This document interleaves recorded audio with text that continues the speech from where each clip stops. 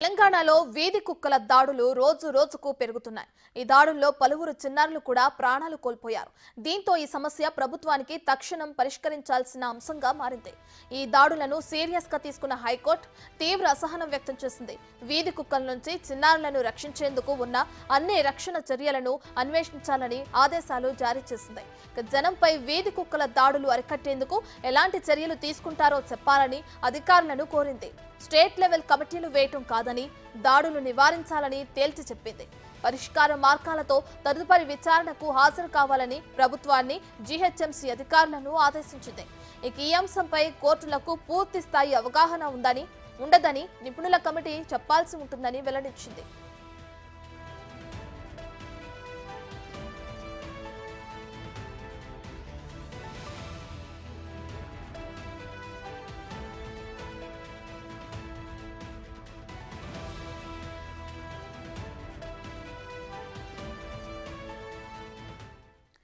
గతేడాది జరిగిన ఓ ఘటనను సుమోటోగా తీసుకున్న chief justice Alok Aradhe, J Anil Kumar తో కూడిన ధర్మాసనం గత వారం విచారణ చేపట్టింది.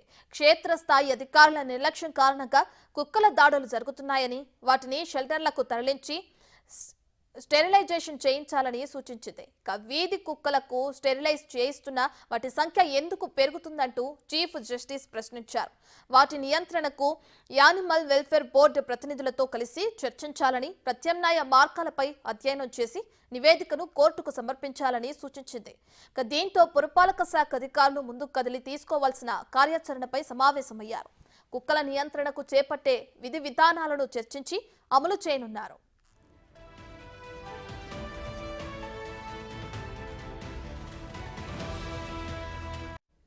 16 మంది సభ్యులతో కూడిన మానిటరింగ్ కమిటీ కుక్కలను షెల్టర్లకు తరలించడం, స్టెరిలైజేషన్ చేయడం, మనుషులకు రేబిస్ సోకకుండా వాటికి వ్యాక్సినేషన్ చేయించడం వంటి అంశాలపై చర్చించనున్నారు. 2 వెటర్నరీ డాక్టర్లు, ఒక యానిమల్ వెల్ఫేర్ బోర్డు సభ్యులతో కమిటీని ఏర్పాటు చేసి ప్రతిపాదన తీసుకోవాలని నిర్ణయించారు. ఒక ఏరియాలో 70% కుక్కలను పట్టుకున్న తర్వాతనే మరో చోటుకు వెళ్లాలని, వాటి లెక్కలను తేల్చడానికి యానిమల్ వెల్ఫేర్ బోర్డు సహకారం తీసుకోవాలని సూచించారు. మున్సిపాలిటీలు, కార్పొరేషన్ల స్థాయిలో 5గురితో యానిమల్ బర్త్ కంట్రోల్ కమిటీని ఏర్పాటు చేయాలని తెలిపారు. ఈ నెల 31లోగా ప్రతిపాదనను సిద్ధం చేసి హైకోర్టుకు సమర్పించేలా పురపాలక శాఖ ప్రణాళిక రూపొందించింది.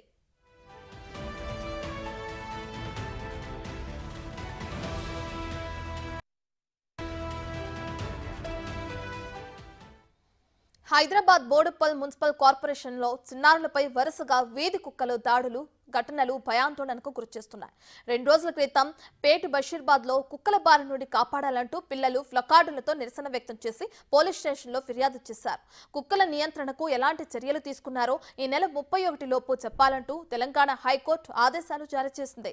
ఇక మరోవైపు ప్రభుత్వం కూడా ఈ వ్యవహారాన్ని సీరియస్ గా తీసుకుంది. కుక్కల దాడిని ఎలా నియంత్రించాలనే అంశంపై సీఎం రేవంత్ రెడ్డి ఈరోజు సమావేశం నిర్వహించనున్నారు.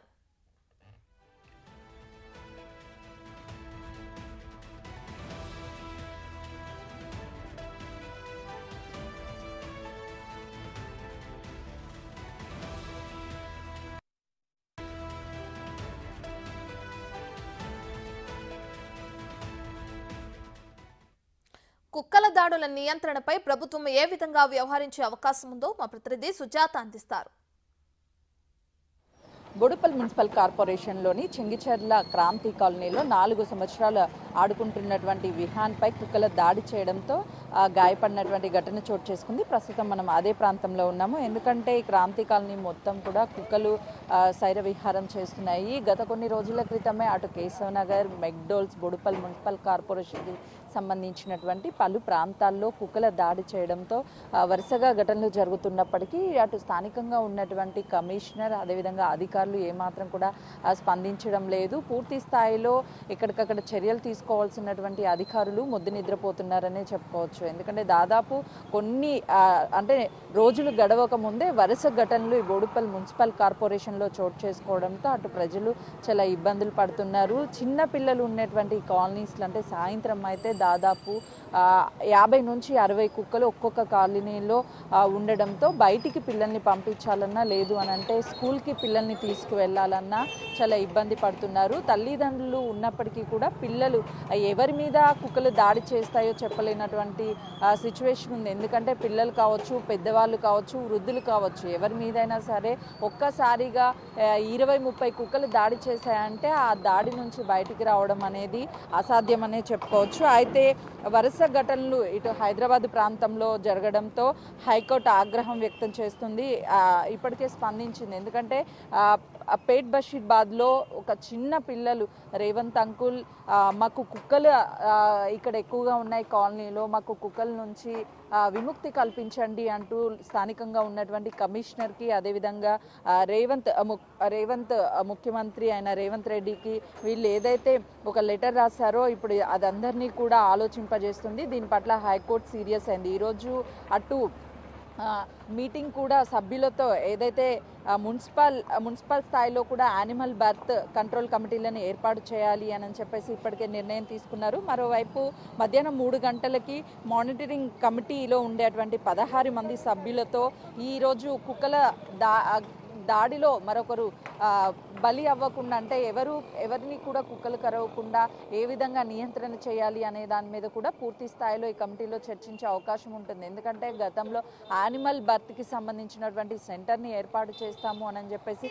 కుక్కలు రీబర్త్ జరగకుండా వాటికి సంబంధించినటువంటి ఇంజెక్షన్స్ కావచ్చు వాటన్నిటినీ వేస్తామని గత ప్రభుత్వం ఏదైతే చెప్పిందో ఎక్కడా కూడా కుక్కల రేట్ అంటే స్టెరిలైజ్ చేస్తున్నప్పటికీ కుక్కల సంఖ్య ఎందుకు పెరిగిపోతుంది, అసలు గత ప్రభుత్వం కేటాయించినటువంటి నిధులను స్టెరిలైజ్ చేస్తామని చెప్పినటువంటి నిధుల్ని వాడారా, కుక్కలకి నిజంగానే స్టెరిలైజ్ చేశారా లేదా అనే దాని మీద కూడా పూర్తి స్థాయిలో ఈరోజు ఏదైతే కమిటీ ఆధ్వర్యంలో 3 గంటలకి ముఖ్యమంత్రి రేవంత్ రెడ్డితో సమావేశం ఉందో ఈ సమావేశంలో వీటన్నిటిని కూడా చర్చిస్తారు. ఇప్పటికే హైకోర్టు జూలై 31 కల్లా ఈ కుక్కలకి సంబంధించినటువంటి వాటిని ఏ విధంగా కంట్రోల్ చేస్తారు, ఇలాంటి ఘటనలు జరగకుండా ఏ విధంగా నిర్ణయాలు తీసుకుంటారు అనే ఒక నివేదికను ఖచ్చితంగా కూడా హైకోర్టుకి సమర్పించాల్సి ఉంది. కాబట్టి పూర్తి స్థాయిలో అధికారులని అటు వెటర్నరీకి సంబంధించినటువంటి డాక్టర్స్ని కావచ్చు లేదు అంటే GHMC అధికారులని అదేవిధంగా ప్రతి జిల్లాలోనూ యానిమల్ బర్త్కి సంబంధించినటువంటి సెంటర్స్ని ప్రత్యేకంగా ఏర్పాటు చేసి ఎక్కడికక్కడ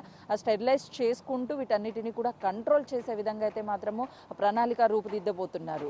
మొత్తానికైతే మాత్రము ఇలాంటి ఘటనలు కుక్కల దాడిలో చిన్నపిల్లలు మరణించడం, పెద్దవాళ్ళు గాయపడము, పెద్దవాళ్ళను కూడా దాడి చేసినటువంటి ఘటనలు పదే జరుగుతున్నాయి. కాబట్టి తెలంగాణ రాష్ట్ర ప్రభుత్వం కూడా దీని మీద చాలా సీరియస్గా ప్రణాళిక రూపొందించబోతుంది. మరొక ఘటన జరగకుండా అయితే మాత్రం పూర్తి స్థాయిలో రంగం సిద్ధం చేస్తున్నట్లే తెలుస్తుంది.